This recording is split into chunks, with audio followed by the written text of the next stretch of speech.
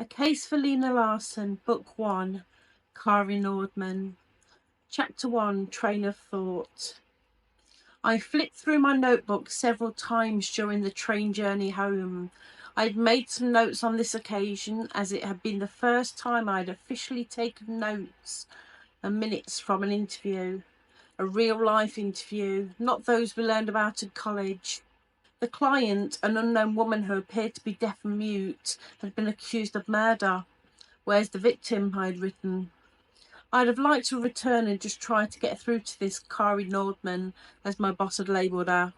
Mr. Hanson, my boss, seemed to have a clear enough conscience as he snored in the seat next to me. Luckily, I carried my trusty earphones and phone everywhere with me, so I blasted out some well-chosen music that wouldn't interfere with the other passengers or indeed my train of thought. I couldn't understand why Kari couldn't speak, if it was indeed a choice. She just looked like a scared little girl, her large brown eyes wide in fear. Brash Hanson, as I call him, not to his face obviously, had bounded his way into the room, making her flinch. Until I started working at this law firm, I'd never met anyone so obnoxious. I was hired as a legal secretary 3 months ago, but spent most of my days making coffee and visiting various takeaways to pick up whatever he desired to eat that day. I had been placed on a desk that was front of house so that I could deal with whatever came through the door or on the telephone, email, in fact anything he didn't want to have to deal with personally. That included his poor wife Heidi. We rang him several times a day, only to be let down most days when he waved dismissively at me, saying he was too busy. In reality, he was rarely too busy. Don't get me wrong, he was a very successful lawyer, but I think that part of his success was achieved in the very early days of his law company, when he stumbled across a case where the murder trial fell apart, when one of the key witnesses for the prosecution was discovered to be lying under oath. More luck than judgment, I think. So instead of Heidi chewing off his ear every day, she bothered me incessantly, telling me how proud she was of her husband. I'd never met anyone more delirious than her before either. The pair of them were at least keeping me on my toes, I suppose. I had chosen the big world of Oslo when I was little. I had always dreamed of being something quite successful in a high building in the big city, rather than the quaint town on the outskirts of Bergen, where I was born and raised. Mama worked away from home for a lot of the time, in Oslo of course, while Papa stayed at home with us in the sleepy town, refusing to move away from his remaining family. Papa embraced not being the main wage earner and was quite happy with his wife working away. He always said it's a secret to happy marriage, not being underneath each other's feet all the time. Absent makes the heart grow fonder, he used to say. Maybe this was the key to the Hansons' marriage. Maybe if he answered her calls, the marriage would be doomed. Who knows? I'd just do my job. As Kari hadn't been talkative, I didn't need to write much down, so I'd taken the opportunity to observe the situation instead. Hanson certainly was intimidating at the best of times, so to a shy young woman he must have been downright frightening. Words couldn't hurt her, it seemed, but she flinched every time he raised his voice and jumped with every clenched fist on the table. He'd been on a course just before I started working for him, apparently, a self-assertion course, which had taught him how to be this towering inferno of a man. I chuckled to myself as I pictured his almost 2-metre frame ablaze following one of his rages. His face always went a deep shade of scarlet when he was angry, which wasn't too often these days, since he passed the majority of the menial tasks to me. I looked up from the notepad and saw that he was drooling from his open mouth. Sometimes he had that little collection of nasty white stuff at the corners of his mouth. The thought of it made me retch a little inside. I looked out of the window to take my mind off his grotesqueness and smiled as I saw the tall buildings of Oslo in the distance. Not long now, I thought as I checked my watch. We will be back at the office 10 minutes before the office closed, and I wondered if I would be allowed to leave straight from the station. I'd just lived a short distance away from the station, and it would be a welcome relief after the full day with the boss. I closed my notepad and packed it away into my small pink rucksack, retrieving my water bottle at the same time. Some of the passengers on our carriage stood up and proceeded to the doors. I now had the difficult task of waking up the sleeping ogre. I'd never travelled with him before. In fact, I'd never travelled with anyone who slept during a journey. I wanted to avoid any kind of physical contact with him. I hadn't been inclined to touch him since the last time we shook hands after my interview. His cold, skinny hands had felt more like that of a skeleton. I almost felt like I had touched death himself. I shuffled uncomfortably at this thought, accidentally tapping his shoe with my boot. He jumped and sat up swiftly, his face almost as deep as the scarlet it had been earlier. "Ah, Larsen, I see we have reached our destination," he muttered. He always called me by my last name, like an old schoolmaster back in the day, as Papa used to tell us. He insisted on being addressed as Mr. Hanson as a mark of respect. A lack of familiarity with him suited me fine. "Yes, Mr. Hanson. As I live so close, would it be okay if I left slightly—" "You are paid until 1600, Larsen, so you will work until 1600. I rarely only worked till 1600, as he always managed to find something to add to my work pile, no matter how vigilant I was at clearing my inbox, but chose not to argue. He stood up and shoved his way through the line of people who were queuing patiently. The train came to a halt, the doors opened, and he squeezed his way through. By the time I had managed to catch up with him, he had already managed to light up his cigarette and was puffing away by the entrance. Despite his apparent inability to multitask in the office, he had perfected his routine of walking, talking rubbish, and retrieving a cigarette and lighter out of his pocket at the same time.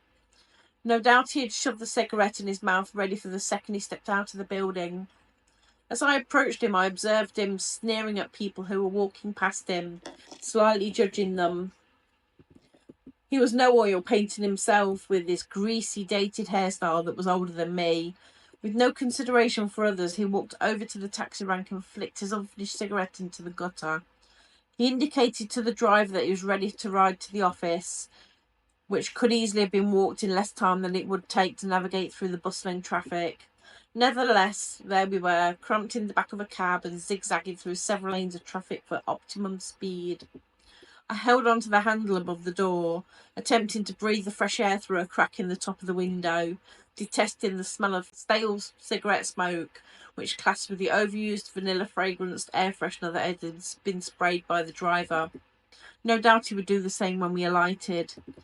This was the first chance at fresh air I'd breathed since we met up at the station that morning. My only other opportunities today were spent standing next to him while he smoked, or sitting in a burger joint eating a burger that tasted like it had been sitting in a frying pan for most of the day. It probably had.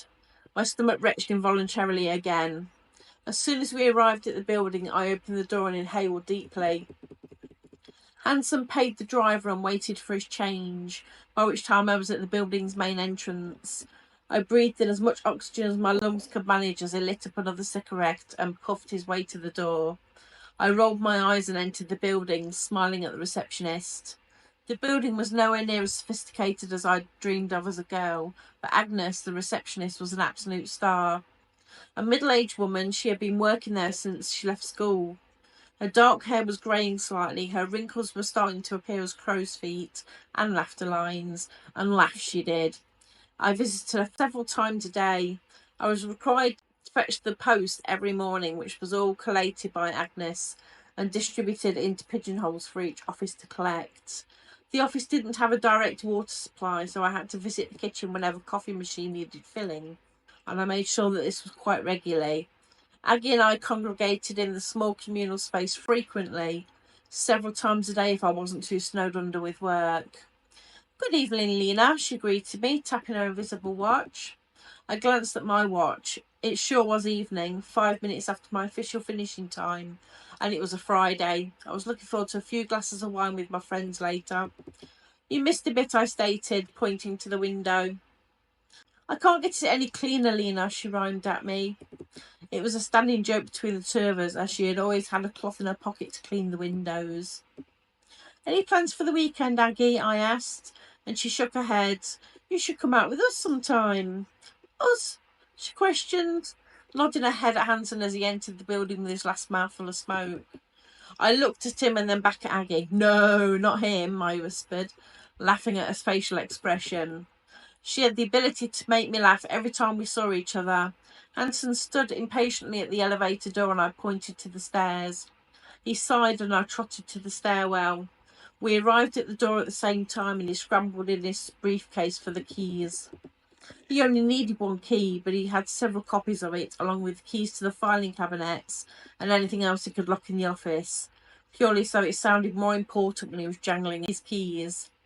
This wasn't my assumption. This, he said, was a fact. Almost falling through the door that he had successfully managed to open, I held back until the doorway was clear. I took the notepad out of my bag and put it in my drawer as he stood and watched, ready to lock the drawer. He never allowed anything from the office to leave the building, and that included talking about any cases, which of course I totally understood due to confidentiality. Him hovering over me as I did it wasn't as necessary. He stood up straight when I did, put his hands on his hips, sighed proudly, announced that he could go for the weekend. We had been in the office for less than a minute. He could have easily taken the notepad up and let me leave early, or even on time, but he liked that little bit of control. Aggie was busy gathering her belongings ready to leave when I returned to the lobby. "Good night, Aggie," I said, making a jump. "Lena!" She pulled another face, which could possibly have been a genuine response to my announcement, who knows.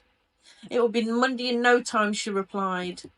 I laughed, "But it isn't Monday now."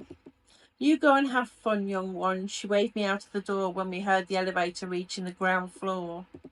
I scuttled out as quickly as possible, blending in with the other commuters.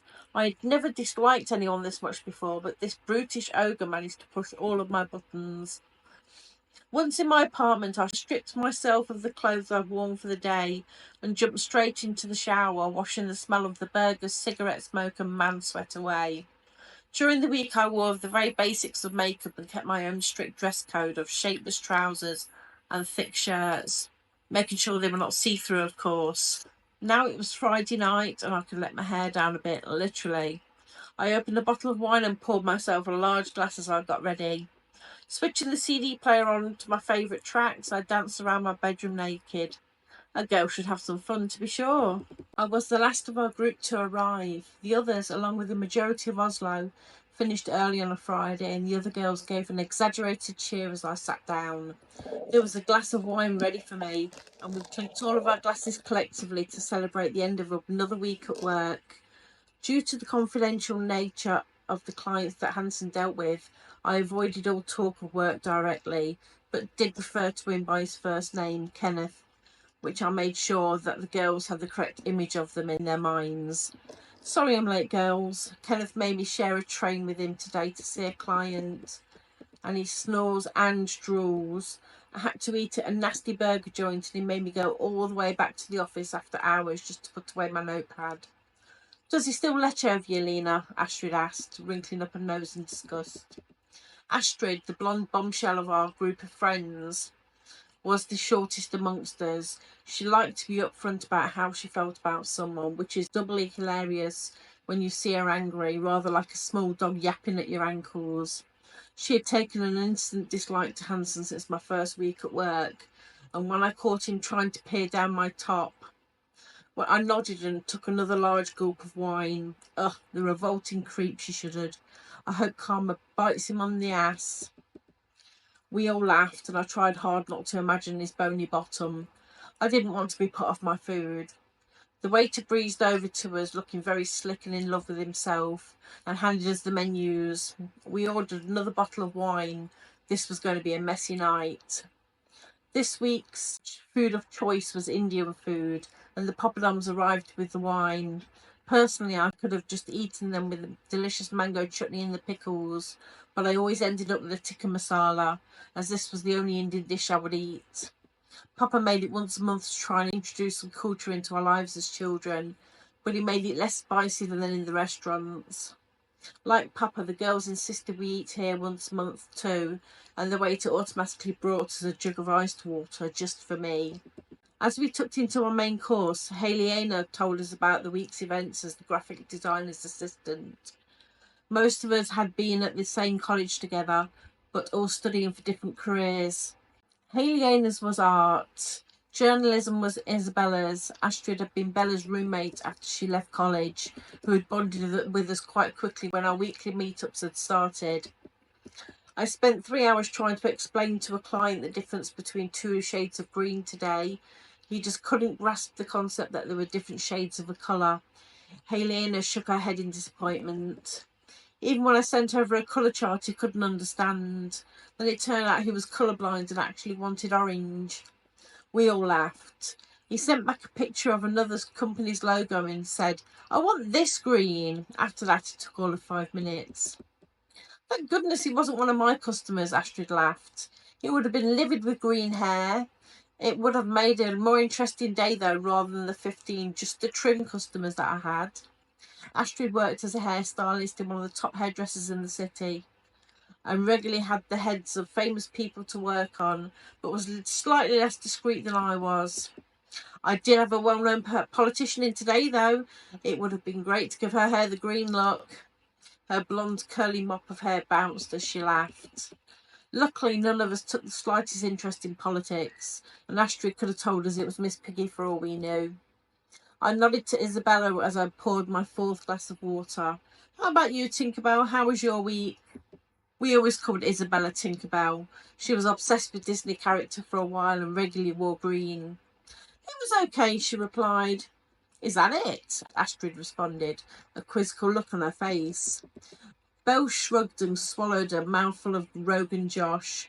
"Nothing much has happened in the coffee-making department of Oslo's most famous magazine, the Fisherman's Monthly. Although Bjorn Sorensen caught a large fish of some sort last weekend," she laughed, shoveling another mouthful of food into her mouth. "Something better will come along soon, Tinkerbella. Don't just give up yet." "Eh?" I comforted. "I'm the coffee maker in our office too, remember? At least your boss isn't a perv." "I think I'll be grateful for the attention, actually," Isabella replied, a cheeky little smile forming at the corner of her mouth. We all know that she had a major crush on her boss, which was why she chose the Fisherman's Monthly as her workplace. It came as a grave disappointment when she discovered that a colleague, Lynn, was Frederick's girlfriend. "You can have my stalker if you prefer," I offered sarcastically. She shook her head fiercely and we all laughed. We finished the rest of the wine, paid the waiter, and headed for the cold outdoors. I wrapped my coat around me tightly as the icy wind hit us. I grappled for my hat, which I tucked into the pocket, and Astrid laughed. "It'll mess your hair up, Lena. Just leave the hat." "That's great coming from someone who's too short to feel the bitter air up here," I teased. "Don't be a kid, Astrid." "I'll make your hair greener, Lena," she rhymed back at me, grinning. The rest of Friday night, along with most of Saturday, was just a blur to me, thanks to the excessive mixing of drinks at the club we had ventured to. I woke up mid-afternoon on Saturday to a clattering around sound of the smell of coffee. I rolled out of bed and stumbled into the tiny kitchen diner section of my apartment. It was Isabella. "Hey, Tinkerbella, what are you doing here?" I inquired hoarsely, slumping into my favourite chair. My head was thumping and she wandered over to me with a cup of coffee and some painkillers. "You don't remember inviting us and half of the club over to your place last night?" she replied, laughing. I shook my head and frowned. "Don't worry, it was just me and Astrid here. We managed to slip out of the other entrance by the toilets without attracting the attention of all the men you invited." I looked around. Astrid left for work ages ago. Helena went round to Petter's place in an Uber. My mouth was too dry to respond, so I just smiled weakly, swallowing the tablets with some coffee, pulled the fluffy pink blanket that was draped over the chair around me, and closed my eyes. The next time I woke, the apartment was dark and empty. With the blanket still round me, I manoeuvred around the abandoned items of clothing and into the bathroom for a much-needed shower. Feeling a bit more human, I made a fresh pot of coffee and peered into the fridge to see if there was anything left to eat. All I could see was a microwavable burger, which reminded me of the burger I'd eaten the previous day with Hanson, so I promptly shut the fridge door and vomited in the sink. Sunday was a lovely, long and refreshing day with no sign of a hangover. It was unfortunate that I have a low tolerance to alcohol, and it was clear that I had attempted to keep up with the others. Bad mistake, one that shall never be repeated, I told myself. I showered again, and rather than head for the fridge, I left the apartment in search of food. My preferred coffee shop had a few spare seats, so I stepped inside and ordered a coffee and toast. There was a newspaper on the table left by the previous occupant, so I picked it up and inspected it. "Hey, Lena," a voice spoke. As I looked up, I felt my face flush. It was Thorfinn, the guy I had been in love with since school. He didn't know this, of course. Secret crushes were my thing in life so far. "Hey, Thor," I replied, a little later than expected, thanks to my screaming inner monologue. "What are you doing in Oslo?" "I moved here a few months ago to get married." The words hit me like a brick to the head. Had I been drinking my coffee, I would have spat it out and probably had one of those famous choking fits that always makes my friends laugh. Instead, I smiled without warmth and congratulated him, hoping that he would move from to wherever the hell he had come from. He sat down in the chair opposite me. As much as I wanted to leave, I was transfixed by his deep blue eyes. Words failed me, and I prayed that he'd break the silence by either speaking or leaving. This was the first time I'd wanted him to leave. I usually attempted to summon up a superpower to get him to be this close to me. I realised that he wasn't going to speak and that I was staring at him. I've only been here a few months too. You'd have to show me the sights someday," I blurted. Why would he give me a sightseeing tour? And why was I flirting with a married man? I'd had years to flirt with him, but had been too shy to. He smiled at me with those brilliant white teeth, and I felt the twang of my heart as he did so. "I'll hold you to that," he teased. "You better," I replied, winking an eye and gesturing with a finger like a smoking gun. Stupid. The waiter arrived with my toast and Thor's takeaway bag. "Is that a Sunday brunch treat for the wife?" Why was I engaging with him about his wife? I was probably giving him ideas to make his marriage even stronger than it ever was. "No, it's for me. Selfish pig, eh? I have to go though. I have a soccer match to get to." I looked at him for his soccer kit, but he was wearing jeans and hiking boots. "No, it's not me playing. I'm just a spectator," he replied to my silent question. He lingered for as long as I used to at school, then smiled and said goodbye. I watched him leave, watched his ass leave to be more precise. Shaking, I retrieved my phone out of my coat pocket and sent a text to my sister, Lillian, telling her everything. She rang me within minutes. She always rang whether I preferred to communicate by text message or not. "And you let him leave? You didn't even have a way to contact him?" She started the conversation. "He's married, Lily. It's too late for me. Pip to the post by Mrs. Frickin' Valley, sis. All those years of admiration wasted. Thorfinn Valley will never be mine." There was a cough behind me and Thor reached over. "I forgot my scarf," he announced. "Oh, and if you need any crime fighting doing, give me a bell," he added, passing me a business card. He smiled, winked, and left again. I couldn't speak. Lily had gone quiet too. Then I realised she was pausing for breath before laughing loudly. She had heard too. I had no words, so I just made my excuses and ended the call.